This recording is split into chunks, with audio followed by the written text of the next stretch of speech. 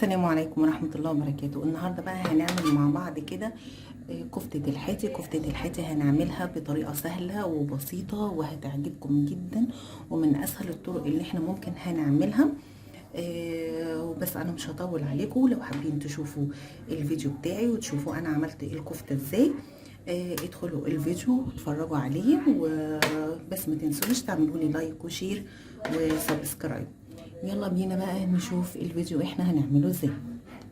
يلا بينا. اول حاجة هنبتدي بالمكونات بتاعتنا. انا معايا هنا كيلو لحمة مفرومة، 3 بصلات مبشورين كويس قوي وصفيناهم، معايا كوباية برغل نقعتهم كويس قوي. انا غليت مية ونقعتها حوالي ساعة وصفيتها كويس قوي من المية.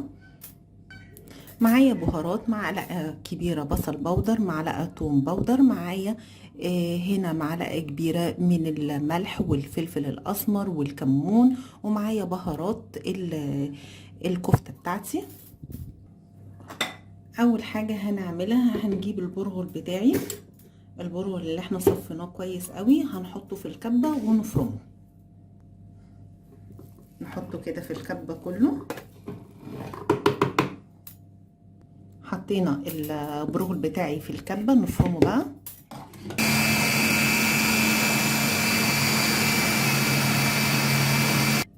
فرمنا البرغل كويس قوي. بعد كده هنجيب بقى اي طبق عندنا ونحط نفضي كل كمية البرغل اللي احنا عملناها. دي كوباية بالظبط بعد النقع. البرغل هو بينفش كده شوية وليه قيمة غذائية عالية، يعني محدش يفتكر ان البرغل ده حاجة سهلة يعني. بعدين هنجيب كل التوابل بتاعتي ونحطها. نجيب ال3 بصلات اللي احنا فرمناهم وصفيناهم كويس قوي من ميه البصل. بعدين نحط كيلو اللحمه بتاعي. بعدين بقى نفضل ندعك كل المكونات دي كلها مع بعضها في مع اللحمه بتاعتي. نفضل ندعك كده، واحنا اهو دعكناها كويس قوي زي ما انتم شايفين. نحط بقى نص معلقه بيكنج صودا ومعلقه كبيره بيكنج باودر. احنا نحطهم في الاخر مش مع المكونات بتاعتي او التوابل بتاعتي، لا، بعد ما ندعكها كده لمده 10 دقايق نحط البيكنج صودا والبيكنج باودر ونبتدي برضو ندعك فيه برضو وندخلها كل المكونات مع بعض زي ما انتم شايفين اهو. بصوا انا خليتها عامله زي كده زي العجينه اللي فيها خيط كده. اعرفوا على طول ان الكفته بتاعتي هتطلع ناجحه جدا جدا. نركنها بقى ونبتدي نشكل فيها.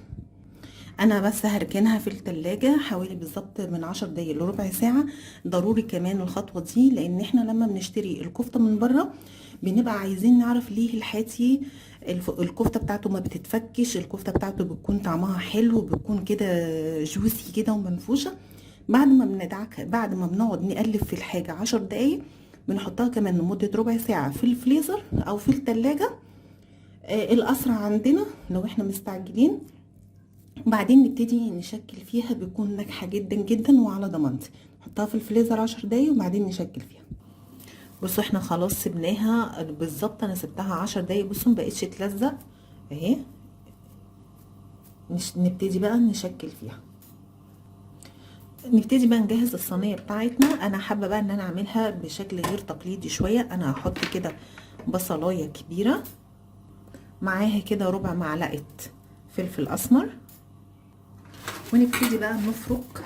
انا مش هحط معاها ملح، هنبتدي بس نفرك البصل بتاعي بالشكل ده.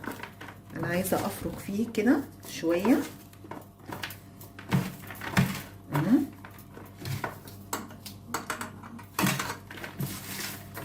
انا فركت اهو البصل بتاعي. بصوا انا عايزه افكك الدواير دي كلها من بعضها. بعدين هنجيب كده فلفل رومي، فلفلايه كده هنحطها برده معاها، ونبتدي نقلب كل الكميه دي كلها مع بعضها ونوزعها في الصينيه بتاعتنا. انا اللي جهزت الصينيه بتاعتي زي ما انتم شايفين اهي. دي بقى ميه البصل، هنبتدي بقى نركنها كده على جنب ايدينا، وهبتدي اخد قطعه اللحمه. قطعه اللحمه دي انا هجيب بس السيخ بتاعي ده، او عندي بقى العصيان بتاعت الشيش طاووق مفيش مشكله، بس انا بستخدم السيخ ده بجد، السيخ ده بيريحني، ده بتاع الفرن. ابتدي ايه اعمل كده، وابتدي بقى اهي الميه اهي، احط ايدي كده واروح كده، واروح منفضاها في ميه البصل، وابتدي اشكل الكفته بتاعتي، صوابع الكفته بتاعتي اهو. فضي انا بس عايزه ايه اعمل، اخليها متناسقه كده زي كفته الحاتي بالظبط. طبعا احنا عارفين اللحمه غاليه وبتاع، مفيش مشكله يعني. كل فتره كده هنجيب كيلو لحمه ونشكله، هيقعد بقى معانا ايه زي ما احنا ضفنا له كده البرغل، هيقعد معانا ايه من اكله لاتنين لتلاته لحسب ايه افراد الاسره.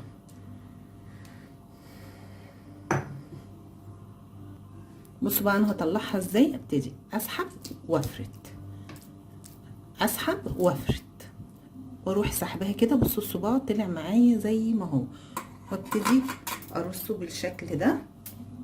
هنعمل مع بعض واحد كده تاني اهي. بصوا قطعه الكفته، ابتدي اهو